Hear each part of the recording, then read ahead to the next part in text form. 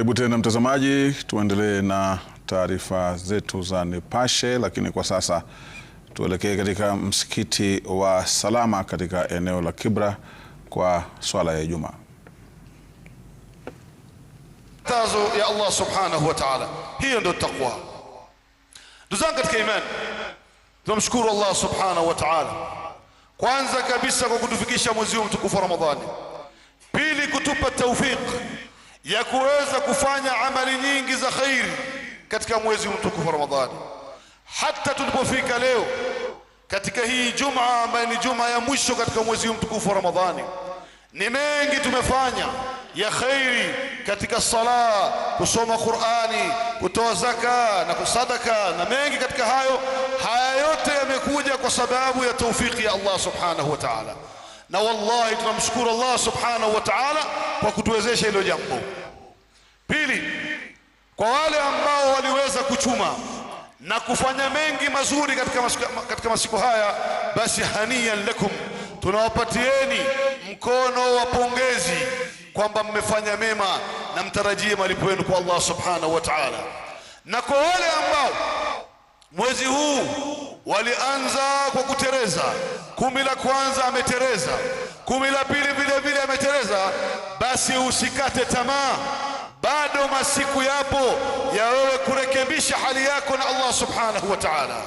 Bado nafasi ipo, bado wakati upo, usikate tamaa, kwa sababu Allah subhanahu wa ta'ala bado anachukua tauba zetu, bado Allah subhanahu wa ta'ala anaturehemu, bado Ramadhani haijaisha. Haya masiku yaliyobaki, ndugu yangu katika imani, jipinde na ujitume katika amali hizi. Alivyosema Mtume sallallahu alayhi wasallam, innamal a'malu bikhawatim, hakika amali zinaangaliwa mwisho wake. Yenda ikawa tumetereza, sisi ni wanadamu, tukakosea hapa na pale, tukamkosea Mwenyezi Mungu subhanahu wa ta'ala, tukawakosea wanadamu wenzetu, lakini fursa bado ipo. Hakika amal Allah subhanahu wa ta'ala anaangalia mwisho wake. Na wallahi hadithi ibn Mas'ud anasema, inna ahadukum la ya'malu bi'amali ahli aljanna hatta ma yakunu bainahu wa bainaha illa adh-dhira' fayasbiqu alayhi alkitab fayamalu bi'amali ahli an-nar fayadkhuluha. Mmoja wenu anaweza akawa anafanya amali njema kiasi cha kwamba amali hizi kawa ni sababu ya kuingia aljanna, lakini ikabaki dhiraa, sehemu kama hii ya kuingia aljanna, akabadilika yule mtu akaanza kufanya amali za watu wa motoni, akawa ni katika watu wa motoni. Wa inna ahadukum, na mmoja wenu la ya'mal bi'amali ahli an-nar, akawa anafanya amali za watu wa motoni, hatta ma yakunu bainahu wa bainaha illa dhira', ikabakia kiasi kidogo ya kuingia katika moto wa jahannam, akabadilisha akatumia kwa Allah subhanahu wa ta'ala, akafanya amali za ahlul janna, akabadilika akafanya amali za watu wa peponi, kisha akaingizwa na Allah subhanahu wa ta'ala katika janna Allah subhanahu wa ta'ala. Allah subhanahu wa ta'ala rehema yake ni wasi'.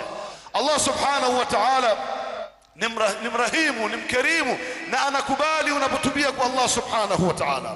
Ndugu zangu katika imani, mwezi unaanza kutupa kisogo. Mwezi huu ambao ni mwezi mtukufu wa Ramadhani, utukufu wake Allah subhanahu wa ta'ala katika miezi yote hakuitaja kwenye Qur'ani kwa jina zaidi ya mwezi mtukufu wa Ramadhani. Allah subhanahu wa ta'ala asema, shahru Ramadhan alladhi unzila fihi alquran, huu mwezi wa Ramadhani umepata sharaf, umepata heshima. Allah subhanahu wa ta'ala kautaja kwa sababu ndio mwezi ambao Allah subhanahu wa ta'ala alishusha Qur'ani. Na katika mwezi huu Mtume sallallahu alaihi wasallam alikuwa akijitahidi zaidi, sio katika 10 la kwanza wala la pili, alikuwa akijitahidi katika 10 la mwisho, kama anavyosema Aisha radhiallahu anha, anasema idha dakhala 10 al-awakhir, alipokuwa Mtume sallallahu alaihi wasallam anapoingiliwa na 10 la mwisho, shadda maizar, anakaza mkanda wa ibada, bimaana anazidisha bidii katika 10 haya mwisho. Wa ahya layla, na anahuisha usiku kwa kusoma Qur'an, kwa kusali, kwa kumuomba Mwenyezi Mungu subhanahu wa ta'ala, wa ma ashba dhalik. Wa aiqadha ahla, na akawa anaamrisha na kuamsha watu wake wa nyumbani katika kufanya amali njema katika masiku haya. Ndugu zangu katika imani, hii fursa adhim ambaye Allah subhanahu wa ta'ala amekupatia mimi na wewe, wallahi nakwambia ndugu zangu, hakuna ila kila mmoja alikuwa anatarajia Ramadhani itamfikia. Wale ambao wamefikiwa na Ramadhani, mimi na wewe tushukuru Mungu sana. Kuna wenzetu ambao kabla yaumain, kabla ya masiku mawili kuingia Ramadhani au yaum farqa alhaya, wameondoka duniani, wamepanga mengi ya kufanya, walisema watafanya kadha wa kadha, lakini Allah subhanahu wa ta'ala alikuwa na mpango na wao. Na haiwi wewe panga na Allah anapanga, lakini hayawi isipokuwa yale aliyopanga Allah subhanahu wa ta'ala. Hii fursa umepewa na Allah subhanahu wa ta'ala, yenda ikawa ndio fursa yako ya mwisho, yenda ikawa ndio fursa yako ya kuagana. Itumie hii fursa ndugu zangu katika imani, hii fursa adhima ambayo Allah subhanahu wa ta'ala anakupatia wewe na mimi. Hii fursa ambayo ndani yake lau kama Allah subhanahu wa ta'ala asingejalia fadhila yote katika mwezi wa Ramadhani, angetubakishia moja basi ingetutosha sisi. Mtume sallallahu alaihi wasallam anasema katika hadithi ndefu, inna lillahi utaqa'u minan nar wa dhalika kulla layla, hakika Mwenyezi Mungu subhanahu wa ta'ala anaokoa watu na moto wa jahannam kila usiku wa Ramadhani, siku 30. Siku 30 ndugu zangu katika imani, Allah subhanahu wa ta'ala anaokoa waumini kutokana na moto wa jahannam. Na ni lipi ambalo leo Muislamu analihofia au analifanya kazi zaidi ya kuepuka moto wa jahannam? Ni lipi ndugu zangu katika imani? Allah subhanahu wa ta'ala anasema, faman zuhziha 'anil nar wa udkhila aljannata faqad faz, na yule ambaye atakayeponea moto wa jahannam akaingia aljanna, hakika huyo amefuzu. Billah alaikum, naambia ndugu zangu katika imani, lau tungepewa fursa sisi tuzungumze na wale ndugu zetu waliofariki, waliotangulia mbele haki, lau kama wangerudishwa duniani wangetamani nini? Hakuna hata mmoja wao ambaye alikuwa na ahlam, ndoto zake katika ulimwengu, labda katika kujenga majumba au kuoa au kuwa na watoto, atakwambia anataka kurudi duniani aje aoe au amalizie nyumba yake. Hakuna, ila kila utakayemuuliza anakwambia anatamani arudi ulimwenguni, afunge siku moja katika mwezi mtukufu wa Ramadhani, siku ambayo hii Allah subhanahu wa ta'ala anamwokoa mtu na moto wa jahannam. Ile hali ilikuwa ngumu, mtu anapoingia kaburini na kuona uzito wa thamani ya zile amali njema ambazo zinazidisha uzito katika mizani, anatamani afunge siku moja, siku ambayo Mtume sallallahu alaihi wasallam anasema, man sama yawman fi sabilillah ba'ada Allahu wajhahu minan nar 70 kharifan, atakayefunga siku moja kwa ajili ya Allah subhanahu wa ta'ala, basi Allah subhanahu wa ta'ala anaepusha uso wake na moto wa jahannam miaka 70. Miaka 70 ndugu zangu katika imani. Ni lipi zaidi ya hilo? Ni lipi ambalo mwanadamu anahitaji zaidi ya hilo? Kuepuka na moto wa jahannam ndugu zangu katika imani. Hii fursa iko mbele yetu. 10 la mwisho haya masiku matukufu ambayo Allah subhanahu wa ta'ala kajaalia katika masiku haya leila, usiku mmoja, khairu min alf shahr, ni bora kuliko miezi 1000. Ndugu zangu katika imani, hii fursa iko mbele yetu.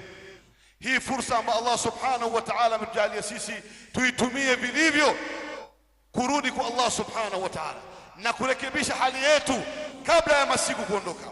Ndugu zangu katika imani, haya masiku ambayo Allah subhanahu wa ta'ala ambaye amekujalia mimi na wewe pata kujua, masiku haya yanakuja mara moja kwa mwaka, na kuna viumbe bora ambao Allah subhanahu wa ta'ala anawashusha katika mwezi huu, wanashuka mara moja, naye ni Jibril alayhi salam na malaika. Jibril alayhi salam aliacha kushusha wahi, lakini baada hiyo akawa anashuka mara moja kwa mwaka, naye ni katika Lailatul Qadr. Hii Lailatul Qadr ambaye Jibril alayhi salam anashuka, asije akakupata wewe katika maasi, asije akakupata katika sehemu ya kumghadhibisha Allah subhanahu wa ta'ala, asije akakupata sehemu ambayo haina faida yako wewe katika akhira yako. Jibril alayhi salam asije akakupata wewe unaangalia sinema au unazungumza unasengenya, akupate katika ibada ambayo ibada hii itakuwa kwa wewe na moto wa jahannam. Mtume sallallahu alayhi wasallam anasema, man qama fi lailatul qadr imanan wa ihtisaban ghufira lahu ma taqaddama min dhanbi. Yoyote yule atakayesimama katika usiku wa Lailatul Qadr, basi Allah subhanahu wa ta'ala atamsamehe madhambi yake yote yaliyotangulia. Wa bil faida, atakupatia faida katika hii kalima ya bwana Mtume sallallahu alaihi wasallam. Anasema Mtume sallallahu alaihi wasallam, man qama, atakayesimama. Imam an-Nawawi anasema kwamba atakayesimama hapa ni yule ambaye amepatikana katika swala ya magharibi katika jamaa, au swala ya isha katika jamaa, au katika swala ya alfajiri katika jamaa, fakad adrakahu Lailatul Qadr. Allahu akbar. Hii rehma Allah subhanahu wa ta'ala. Ndugu zangu katika imani, hizi masiku 10 tujikaze, tujipinde, tujitume kwa Allah subhanahu wa ta'ala. Lao Allah subhanahu wa ta'ala akamtuma malakul maut hapa akawaambia, jamani nyote mlikuwa katika msikiti huu, ikifika siku ya Eid nyote hamko duniani, mtafariki dunia. Wallahi kuna mtu atalala nyumbani, kuna mtu ataacha kufanya ibada. Si kila mmoja atajipinda hapa, tutakuwa tunalala msikitini kwa sababu tunajua siku ya Eid hatuko duniani. Na hii ni kitu ambacho tunajua. Je, kwa yule asiyejua wakati atakayeondoka duniani, vipi wewe unakuwa na wasaa kumaasi Mwenyezi Mungu? Vipi unakuwa na wasaa wewe wa kupumzika, kuacha ibada za Allah subhanahu wa ta'ala? Ndugu zangu katika imani, hii ni fursa adhim ambayo Allah subhanahu wa ta'ala amekujalia mimi na wewe. Kwa hiyo tuitumie vilivyo, na kama alivyosema Mtume sallallahu alaihi wasallam kwamba amali zinaangaliwa mwisho. Allah subhanahu wa ta'ala ametuumba sisi wanadamu kukosea na makosa mengi tunafanya, lakini katika kila ibada Allah subhanahu wa ta'ala kwa hikma yake amejaalia jambo ambalo linaweza kusababisha ile amali yako ambayo ina makosa ikawa sawa. Tunapomaliza kuswali hapa, imam anapotoa salamu anasema Allahu akbar, astaghfirullah, astaghfirullah. Kwa nini anasema hivi? Ni kwa sababu yenda ikawa katika sala zetu kuna makosa ndani yake na sisi hatujui. Ile istighfar inakuja inajazilia yale makosa ambayo tuliyofanya katika sala. Vile vile katika swala za usiku, qiyamul layl ambayo ni ibada tukufu ambayo Allah subhanahu wa ta'ala kaisifu kwenye Qur'an, na Mtume sallallahu alaihi wasallam vile vile kaisifu katika hadithi nyingi sana. Bal Jibril alayhi salam alikuja kwa bwana Mtume sallallahu alaihi wasallam akamwambia, ya Muhammad, Muhammad, ishma shi'ta, Muhammad wewe sallallahu alaihi wasallam, ishi utakavyoishi, fa innaka mayit, wewe ni mayit, utakufa. Wa'mal ma shi'ta, fanya utakachokifanya, fa innaka majziyun bi, fanya katika amali ya khairi na katika amali ya shari, wa iyadhu billah, Allah subhanahu wa ta'ala atakulipa. Wahbab man shi'ta, mpende utakayempenda, fa innaka mufariqu, mtaachana naye. Mwisho Mtume anaambiwa na Jibril alayhi salam, wa'lam ya Muhammad anna sharafa almu'min qiyamul layl, heshima ya muumini ni kusimama usiku, qiyamul layl. Pamoja na utukufu wa amali hii, Allah subhanahu wa ta'ala kaisifu kwenye Qur'ani, anasema kanu qalilan min al-layli ma yahja'un wa bil ashari hum yastaghfirun. Baada ya kusali qiyamul layl, baada ya kufanya ibada tukufu kama hii, Allah subhanahu wa ta'ala anawaamrisha waumini kufanya istighfar, kutubia kwa Allah subhanahu wa ta'ala. Yenda ikawa umefanya zalla, umefanya makosa, ile istighfar yako inakwenda kujazilia yale makosa uliyofanyia. Hata katika ibada ya haji, ndugu zangu katika imani, ibada ya haji ambayo Mtume sallallahu alaihi wasallam anasema yoyote atakayefanya haji ambayo ni mabrur, haji ambayo ni mabrur, jaza yake kwanza ni aljanna, pili unarudi kwako kama ulivyozaliwa na mama yako, hauna dhambi ukifanya haji ambayo ni mabrur.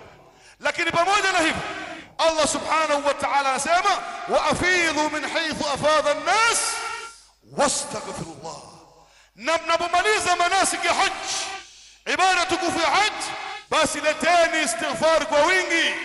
Kwa nini? Laalla ulimsukuma mtu, laalla ulifanya makosa, laalla yale makosa uliyofanya wewe yakajaziliwa na istighfar. Ndugu zangu katika imani, Ramadhani ni mwezi au ni mwezi ambao una siku 30 au 29. Ni mengi tumefanya makosa katika masiku haya. Hauoni kwamba ni aula haya masiku yaliyobaki machache, mimi na wewe kujikithirisha kumomba Mwenyezi Mungu msamaha na kuomba istighfar kwa wingi kwa yale makosa ambayo tumeyafanya kwa kujua au kutojua? Na inatosha kauli ya bwana Mtume sallallahu alaihi wasallam alipoulizwa na Aisha, ikiingia 10 la mwisho niseme nini? Mtume sallallahu alaihi wasallam akamwambia, quli, sema Allahumma innaka afuwun tuhibbul afwa fa'fu anni. Hii dua na hii dhikri ndugu zangu katika imani isikatike katika midomo yetu.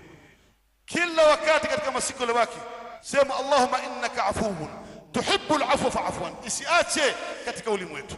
aqulu ma tasma'un wastaghfir rabbakum innahu huwal ghafurur rahim fastaghfiruhu.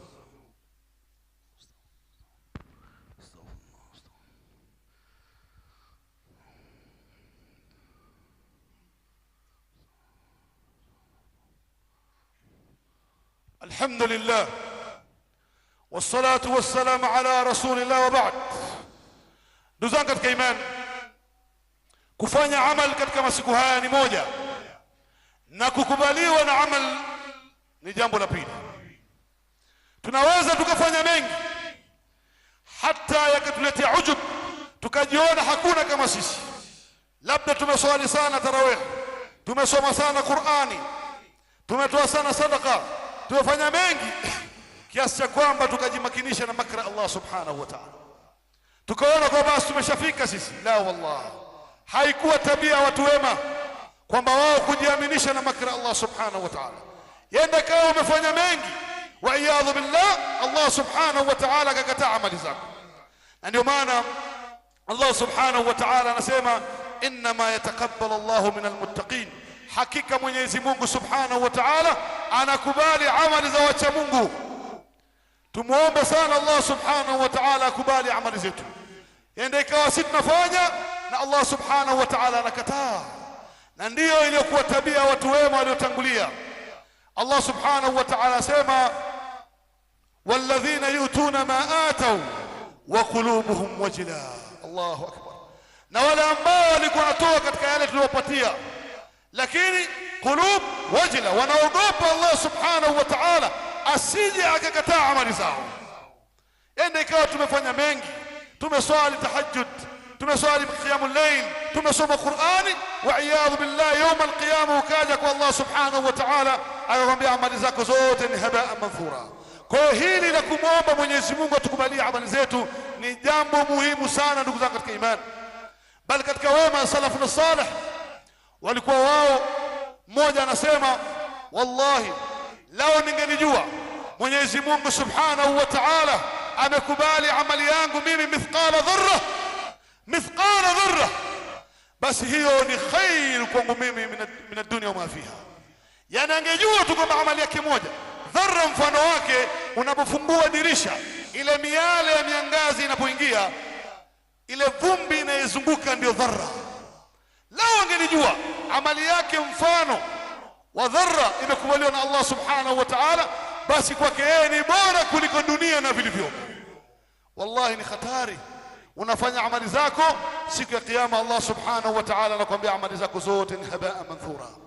Kwa hiyo tumuombeeni sana Allah subhanahu wa ta'ala atakabali amali zetu, isije yawm al-qiyama tukapata hasara. Wallahi inasikitisha sana ukae na njaa, uswali usiku, usome Qur'ani kwa sababu wewe hukumuomba Mwenyezi Mungu akubali amali yako.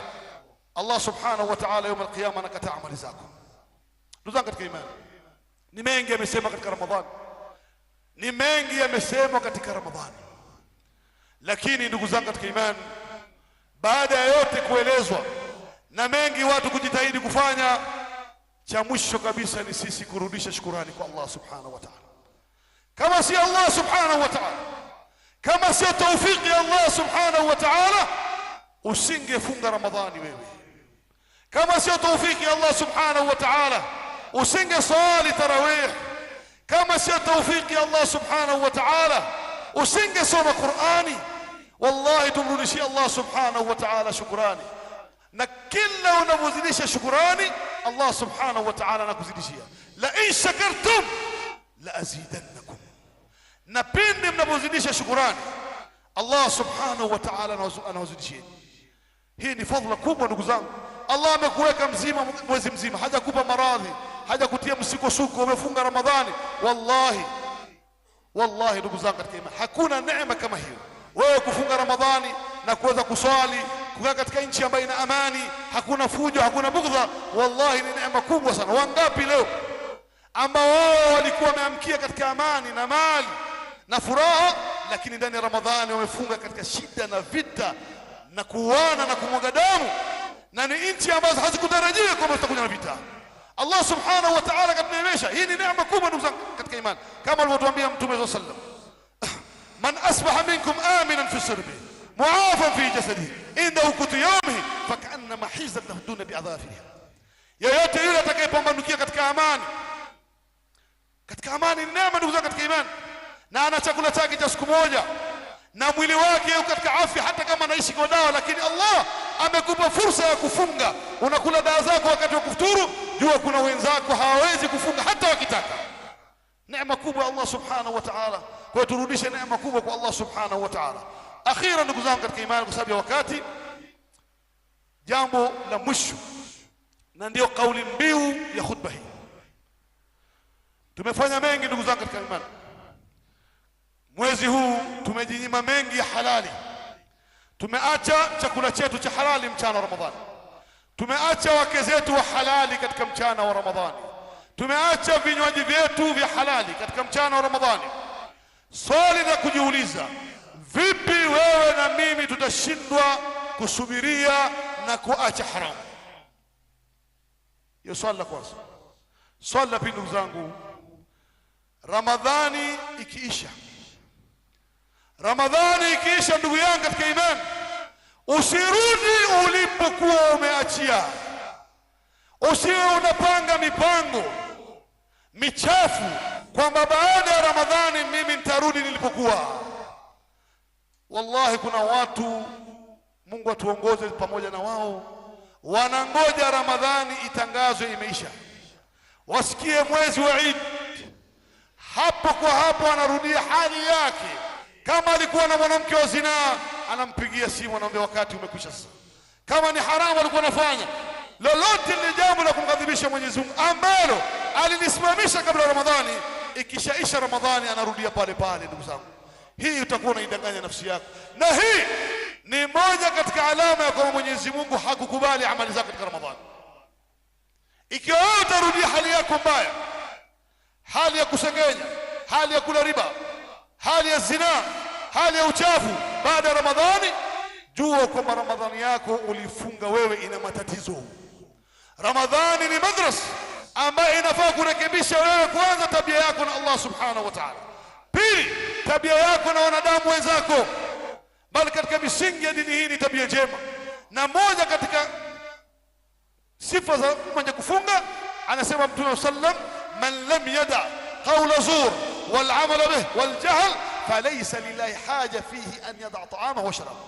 Amba hatochunga ulimi wake katika kufunga kwake, basi Mwenyezi Mungu hana haja na saumu yako. Bimaana tabia njema na wenzako, usirudi katika ile hali mbaya uliyokuwa kabla Ramadhani. Badilika wewe. Ramadhani ni fursa ya kubadilika, kufanya taghyir. Allah subhanahu wa ta'ala anasema, inna Allah la yughayyiru ma biqaumin hatta yughayyiru ma bi anfusihim. Hakika Mwenyezi Mungu habadilishi watu mpaka watu wenyewe wabadilike. Ndio mpaka lini ndugu yangu wewe? Lini utabadilika? Allah subhanahu wa ta'ala anasema, alam yara alladhina amanu an takhsha qulubuhum li dhikrillah.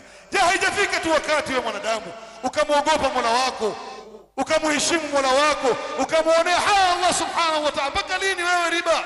Mpaka lini wewe kusengenya? Mpaka lini wewe pombe na miraa na migokaa na zina? Mpaka lini? Mpaka uingie kaburini ndugu yangu katika imani? Badilisha tabia hii ndugu yangu katika imani. Kila unapopumua ndivyo miaka yako inavyozidi kupungua. Kila unapotoa pumzi moja inapungua. Tunaendelea kwenda kukutana Allah subhanahu wa ta'ala. Na wewe vipi utakutana na Allah subhanahu wa ta'ala miaka 50, miaka 40, miaka 30? Mambo yako ni yale yale. Ndugu zangu katika imani, hii ni fursa adhim, tusirudi katika hali mbaya tulikuwa nayo. Akhira ndugu zangu katika imani, tukishirisha sana istighfar, na mwisho kabisa tusisahau zakatul fitr. Zakatul fitr kana kwamba ni kuwalisha maskini, ni tuhra, ni kusafisha saumu yako wewe na mimi, yale makosa tuliyofanya katika mwezi mtukufu wa Ramadhani. Ile zakatul fitr ambayo ni lazima kwa kila Muislamu kutoa, ni sababu ya wewe kusamehewa madhambi yako na kukubaliwa saumu yako, na vile vile ni chakula kwa masakini ambao hawana fursa ya kusherehekea Idi pamoja na wewe. Kwa ndugu zangu katika imani, turudini kwa Allah subhanahu wa ta'ala. Tunamwomba Allah subhanahu wa ta'ala asiturudishe katika hali mbaya tulikuwa nao. Wallahi Ramadhani waislamu wanapigwa mifano, sura ya vijana inang'ara nuru, hawakosekani msikitini, wanamsabihi Mwenyezi Mungu, wanasoma Qur'ani, wanasaidia, wanaosha misikiti, wallahi wanafanya khairi nyingi. Lakini la kusikitisha, ngoja mwezi wa Idi utangazwe, hapo utashangaa. Huyu ndio kijana tunaswali naye msikitini, usirudi huko, usiwe kama wale waliosemwa ambao man kana yaabudu Ramadhan, wale ambao wanaabudu Ramadhani kad intaha, imekwisha. Wa man kana yaabudu Allah, na yule anayemwabudu Mwenyezi Mungu subhanahu wa ta'ala apate kujua kwa Mwenyezi Mungu daima la yamut. Inna Allah malaikatahu yusalluna ala an-nabi ya ayyuhalladhina amanu sallu alayhi wa sallimu taslima. اللهم صل وسلم وبارك على محمد وعلى آل محمد كما صليت على إبراهيم وعلى آل إبراهيم إنك حميد مجيد. اللهم أعز الإسلام والمسلمين وأذل الشرك والمشركين. اللهم اشف مرضانا ومرضى المسلمين. اللهم فك أسر المسلمين. اللهم فك أسر المسلمين. ربنا آتنا في الدنيا حسنة وفي الآخرة حسنة وقنا عذاب النار وأقم الصلاة.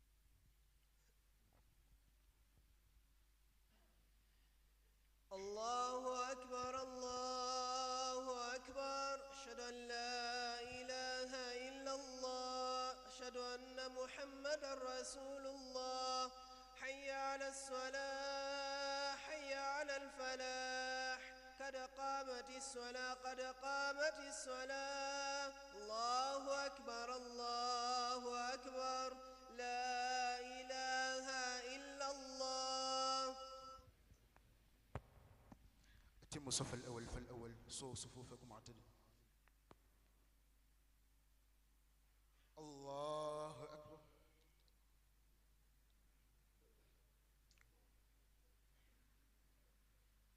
الحمد لله رب العالمين الرحمن الرحيم مالك يوم الدين إياك نعبد وإياك نستعين اهدنا الصراط المستقيم صراط الذين أنعمت عليهم غير المغضوب عليهم ولا الضالين آمين. قل يا أيها الذين هادوا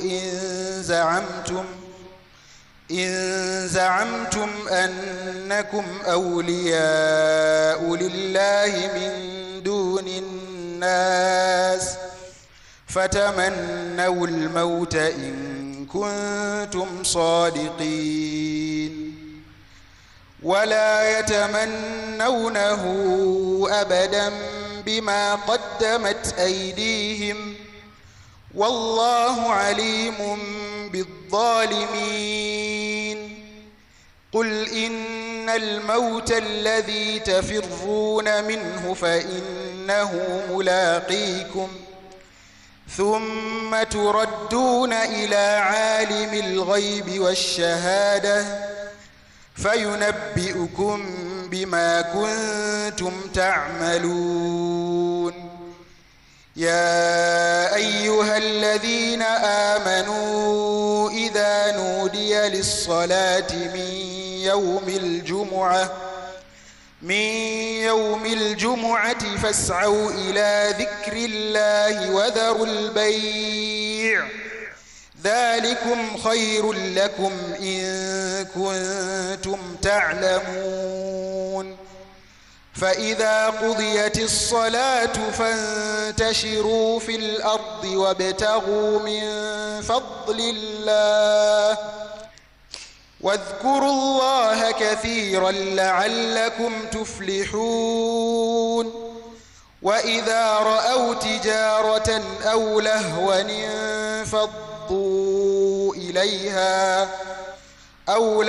انفضوا إليها وتركوك قائما قل ما عند الله خير من اللهو ومن التجارة والله خير الرازقين. الله أكبر.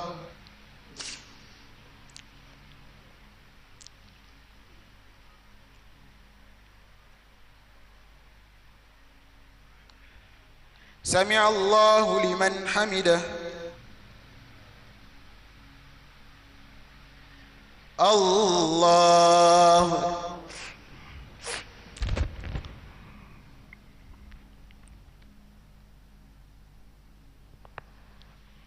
الله أكبر.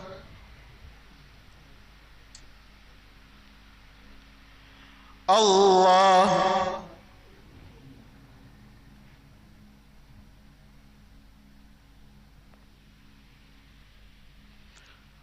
الله أكبر.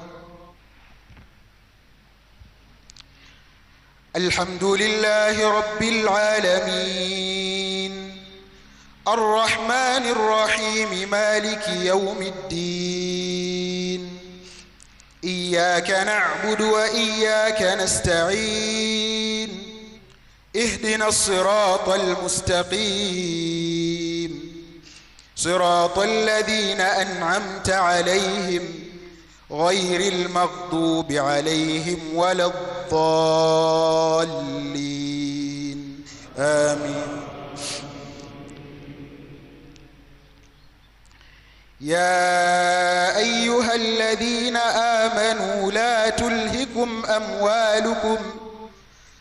تلهكم أموالكم ولا أولادكم عن ذكر الله ومن يفعل ذلك فأولئك هم الخاسرون.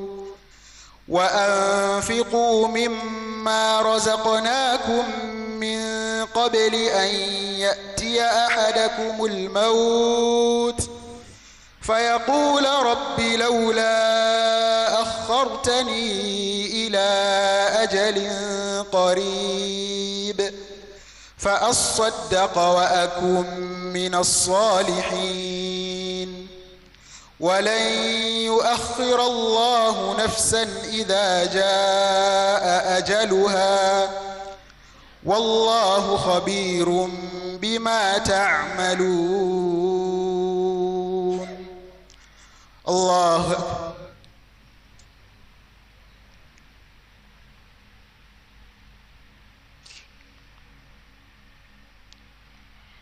سمع الله لمن حمده.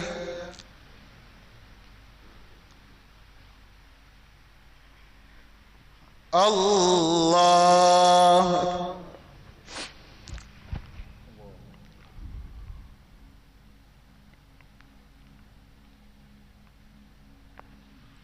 الله أكبر.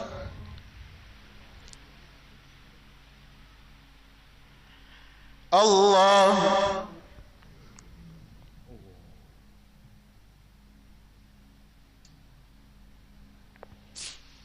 الله أكبر.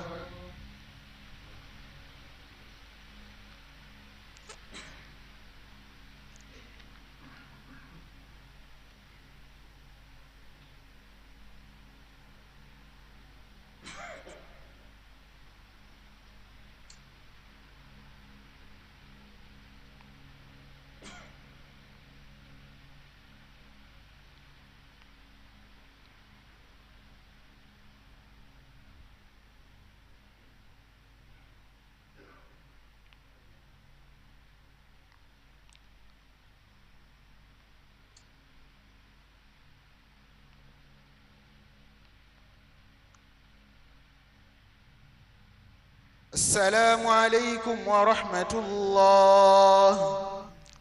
السلام عليكم ورحمة الله.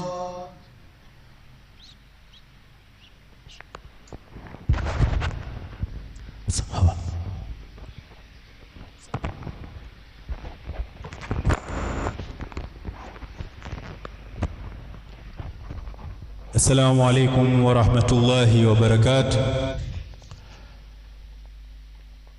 Kwanza kabisa kwa niaba ya usimamizi wa Salama Jamia Masjid tunawapa shukrani shirika la Royal Media through Citizen TV kwa kupeperusha swala yetu, hutuba yetu na swala yetu.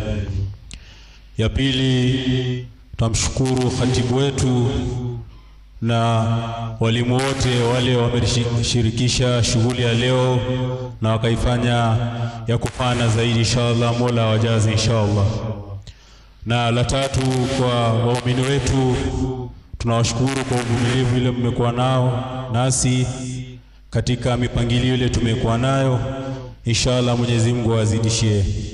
Rabbana taqabbal minna innaka antas samiul alim وتب علينا مولانا إنك أنت التواب الرحيم وآتنا واهدنا إلى طريق المستقيم. اللهم اصرف عنا السوء بما شئت إليه وكيف شئت إنك على ما تشاء قدير. اللهم اصرف عنا السوء بما شئت إليه وكيف شئت إنك على ما تشاء قدير. اللهم اصرف عنا السوء بما شئت إليه وكيف شئت إنك على ما تشاء قدير. يا نعم المولى ولا نعم المصير. غفرانك ربنا وإليك المصير. ولا حول ولا قوة إلا بالله العلي العظيم. والحمد لله رب العالمين. السلام عليكم ورحمة الله وبركاته. Tunawatangazia inshallah ikiwa mwezi utatangazwa on Wednesday, siku ya Alhamisi tutaswali hapa Kibira Day Academy. Na ikiwa itatangazwa on Wednesday, on Thursday usiku, inshallah tutaswali Ijumaa hapa Kibira Day Academy. Na ikiwa kutakuwa na mvua, inshallah tutaswali hapa msikitini mara mbili. Tutaswali saa 2:30 na tutaswali saa 3 kasorobo. Na tunaomba kila mmoja aje na mswala wake na aje na udhu wake inshallah. Shukran. Bila shaka mtazamaji,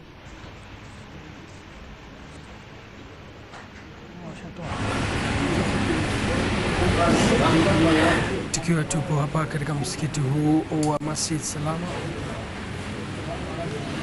Mpenzi mtazamaji, baada ya masaa mawili hayo ya matangazo ya moja kwa moja kutoka hapa katika msikiti wa Masjid Salama katika mtaa wa Kibra, ni matumaini yetu kwamba wameweza kufaidika na mengi ambayo yameweza kuzungumzwa kutoka mwanzo hadi mwisho. Kwa niaba ya jopo zima ambalo limeweza kufanikisha matangazo haya kutoka kwangu Luqman Mahmud, tunasema shukran sana, tukiwatakia Ramadhan Karim na Saum Makbul.